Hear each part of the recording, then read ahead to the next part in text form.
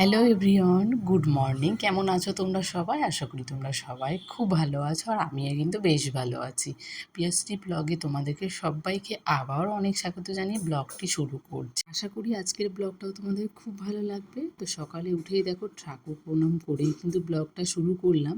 এর আগেও আমি করতে পারতাম, বাট সকালবেলাটা না ভালো লাগে না। এখন ঘুম থেকে ওঠার পরে না কেমন একটু আলসি আলসি ভাব লাগে, আর সোফায় বসে বসে অনেকক্ষণ ভাবতে থাকি। আর কি বলো তো, মনে হচ্ছে আরও সকালবেলা একটু বেশি ঘুম পাই, যেহেতু এতটা পরিমাণে গরম পড়েছে যে ঘরের মধ্যে না ঘুমানোই যায় না। তো যতদিন না আমার এই বাড়ির কাজগুলো শেষ না হচ্ছে, একটু কষ্ট করে দিনগুলো মানে রাতটা কাটাতে হবে। কারণ দিনের মধ্যে যে বাইরে ঘুমাবো সেই সুযোগগুলোও নেই, আর রাতে যে ঘরে ঘুমাবো সেই মানে এত গরমের মধ্যে না ঘুমাতেও পারছি না। তাই সকালবেলা না প্রচণ্ড ঘুম পাচ্ছিল, আর সোফায় বসে বসে ওই একটু খাচ্ছিলাম। তো ভাবলাম না আর দেরি করে লাভ নেই, স্নানটা সেরে আসি, নাহলে কিন্তু আবার দেরি হয়ে যায়। 7:25 মতো এখন বাজে, আমার পুজো দেওয়া কমপ্লিট হলো।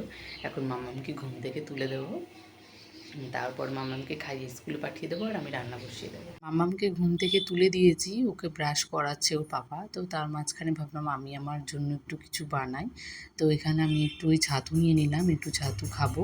আর এখানে অল্প একটু চিনি দিয়েই ছাতুটা আমি খাই, কারণ ছাতু আমার এমনি এবার আমি লবণ দিয়ে খেতে পারি না। তাই চিনি দিয়ে ভালো করে গুলিয়ে এই আমি ছাতুটা সকালবেলা, এটাই বলতে পারো আমার কাছে একটা এনার্জি। গরমের মধ্যে এই 1 কাপ যদি ছাতু হয়ে যায় তাহলে কিন্তু আমার সে ওই 11টা পর্যন্ত ফ্রিলি কাজ করতে পারবো। এখানে আমি ছাতুটা করে রাখলাম, তারপরে দেখো ফ্রিজ থেকে সব সবজিগুলো বের করে রাখলাম যে কী কী রান্না করব। তারপরে আমি বসে বসে একটু আরাম করে ছাতুটা খেয়ে নিলাম, আর ভাবছিলাম যে ঘরে কোথা থেকে কী কাজটা শুরু করব, এটাই ভাবতে পারছিলাম না। কারণ ক্লিনিংগুলো না অনেক দিন হয়ে গেছে, জমে গেছে, মানে এতটা পরিমাণে যে গরম পড়েছে, গরমের মধ্যে যে ঘরে কাজ করব সেটা করতেই পারছিলাম না। তো অনেক দিন হয়েছে ঘরের কাজগুলো তোমাদের সঙ্গে শেয়ার করা হয়নি। তাই ভাবলাম যে না, আজকে আর কোনো লেট করা যাবে না, আর কোনো আলিস্যি আনা যাবে না, কারণ এটা আমাকে ঘরের মধ্যেটা পরিষ্কার করতেই হবে। কারণ যে কোনো জিনিসে যদি ধরতে গিয়ে সেটা যদি ধুলোবালি ওই সবার প্রথমে হাতে ওঠে তাহলে কিন্তু এটা ভালো লাগে না। যদিও আমি অল্প অল্প করে মাঝে মাঝে পরিষ্কার করি, কিন্তু তোমাদের সঙ্গে সেটা আর ওই শেয়ার করা হয়নি। তাই ভাবলাম আজকে একটু শেয়ার করি। সব থেকে যেই জিনিসটা আমাদের চোখে আগে পড়ে আয়নাতে, কারণ আমরা আয়নাতে এসে যখন মুখ দেখি, আয়নাটা যদি ঘোলা ঘোলা মনে হয় তবে কিন্তু আমাদের মনটা শান্তি লাগে না। তা এই জায়গাটা তো সবার আগে মুছে রাখতে হয়, আর চিরুনির জায়গাটা তো ওটা বেস্ট। আর এই হচ্ছে আমার শখের টিভি, মানে আমার হাজব্যান্ডের শখের টিভি। ওর ভীষণ শখ ছিল ঘরের মধ্যে একটা এলসিডি টিভি থাকবে। তো সেটা ওর শখটা পূরণ হয়েছে, কিন্তু অনেক দিন সময় লেগেছে শখগুলো পূরণ করতে। আস্তে আস্তে আরও অনেক যে স্বপ্নগুলো আছে সেগুলো আস্তে আস্তে সবই পূরণ করা হবে। তবে এই টিভিটা ওর ভীষণই শখের। আমি যেমন ঘরকে গোছগাছ করে পরিষ্কার করতে ভালোবাসি, তেমন কিন্তু আমার হাজব্যান্ড কিন্তু ঘরটাকে সাজিয়ে গুছিয়ে রাখতে ভালোবাসে। মানে ও ঘরের মধ্যে কোন জিনিসটা দিলে ভালো লাগবে ও কিন্তু সেটা ভালো জানে, আর সেটা ভালো বোঝে। এই যে আমি যখন এই জিনিসগুলো কিনি তখন কিন্তু কখনো আমায় বারণ করে না যে এই জিনিসগুলো আমায় কিনতে হবে না, কারণ ও বোঝে যে এই জিনিসটা কিনলে আমার ঘরটা একটু ভালো লাগবে, সুন্দর লাগবে। আর ও আমাকে সবসময় বোঝায় যে বড় আমার কাছে দোতলা বাড়ি আছে, কিন্তু সেই জায়গায় যে সুখ নেই, সেই দোতলা বাড়ি আমার চায় না। কিন্তু আমার যদি একটা ঘর থাকে, সেই ঘরে যদি আমি নিজের মতো করে সুখ খুঁজে পাই তাহলে আমার সেই ঘরটাই চাই। তো সবসময় ও ঘরটাকে একটু সাজিয়ে গুছিয়ে রাখে। আমি যদি কোনো কিছু না করতে পারি তখন কিন্তু ওই করে রাখে। যেমন ধরো আমি সকালবেলা রান্নাবান্না করতে গেলে না বিছানাটা ক্লিনিং করার সময় পায় না।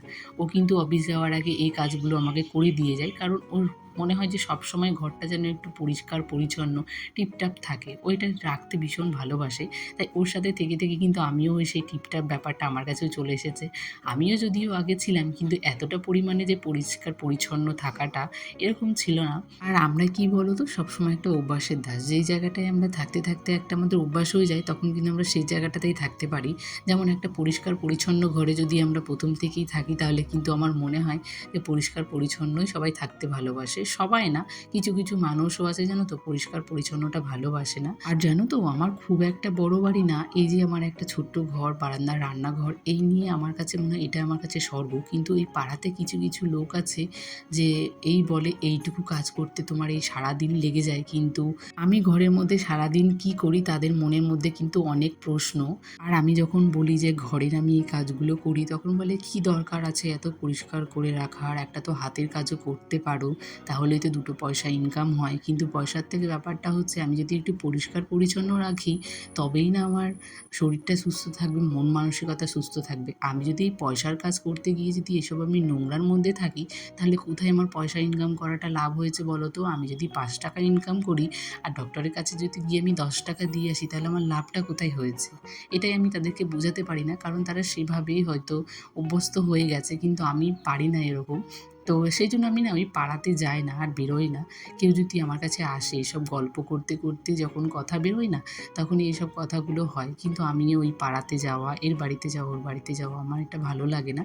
কিন্তু যখন সবাই আসে তখন এই কথাগুলো বললে তাদের মনের মধ্যে অনেক প্রশ্ন জাগে।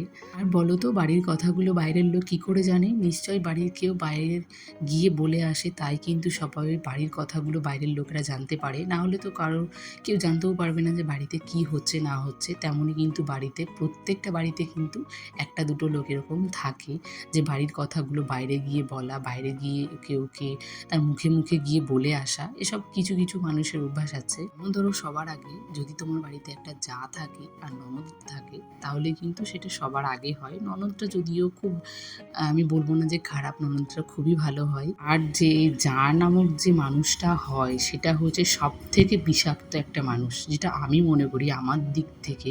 কারণ এই জা শব্দটা আমার কাছে যে কী বিষাক্ত সেটা আমি তোমাদের বলে বোঝাতে পারবো না। এটা আমার কাছে সত্যি মনে হয় বিষ। এবার বলো তো, যার বাড়িতে জা আছে তারা কিন্তু অবশ্যই জানো সব বাড়ির জা কিন্তু এত খারাপ হয় না। কিছু কিছু বাড়িতে দুই বউ এত মিলেমিশে থাকে যে তাদেরকে বোঝাই যায় না যে তারা দুই বাড়ির থেকে দুটো মেয়ে এসেছে। কেউ কাউকে কোনোদিনও দেখেওনি, বাড়িতে এসে চেনা হয়েছে।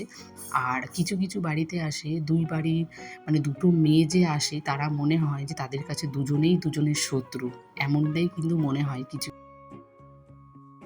এখন আমার সব ক্লিনিং কমপ্লিট হলো আর দেখো ঘামিয়ে পুরো শান হয়ে গেছি, জমে গেছিলো, মানে পরিষ্কার কিছু করতে পারিনি, যদিও শুধু এই পাশটা করেছি, মানে এই যে শুধু এই পাশটা হয়েছে, তো এই পাশটা বাকি থাকলো। মানে গরমে আমি আর পারছি না, তো এটা আবার পরের দিন করব। তো এখন একটু স্নান করে এসে ঘুমাবো, মানে শরীরটা আর ভালো লাগছে না এই গরমের মধ্যে কাজ করে। তো চলো।